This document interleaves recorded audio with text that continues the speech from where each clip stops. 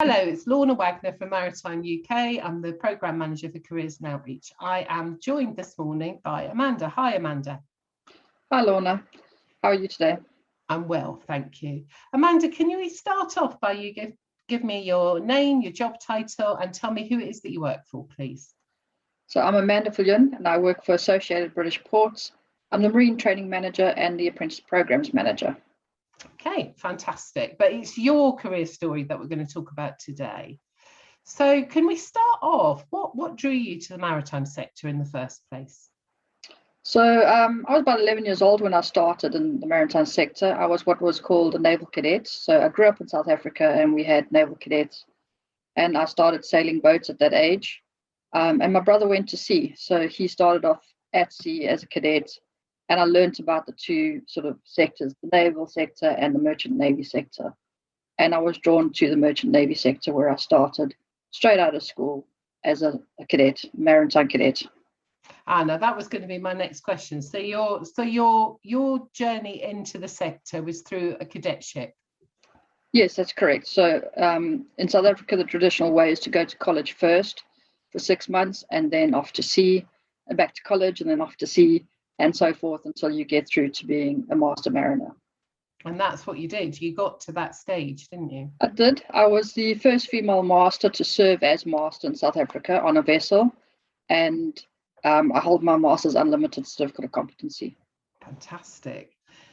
So I imagine there's been lots of people along the way, and you would be a person that other people would refer to who's made a significant impact on someone's learning and their training. Who's the most important person in your career journey? It was right in the beginning always my parents, because they always said you can do whatever you want to do. The marine world is obviously not the most friendly to a female walking into it in the first instance. So it was that encouragement to start. And then having the support of both my husband and my brother, who are both in the sector as well. Right, okay. And can I ask, what advice would you give your 16-year-old self if you could? Enjoy it. It isn't as scary as you first think when you walk on board a ship. That very first time you walk up a gangway, you're looking at this rather large ship and you don't really understand where you're going. But it's actually a journey it's not a destination, it's an adventure. And you really should just enjoy the trip. Fantastic. And what's been your career highlights so far? Career highlights, I'd say probably my first ship and probably my second to last ship. So my first ship was a tramping vessel, which you don't find very often anymore. So I did literally get on board and we didn't know where we were going to go. The cargo was being sold en route and I ended up staying on that ship and circumnavigating the world, going through up the Amazon, for example, on it.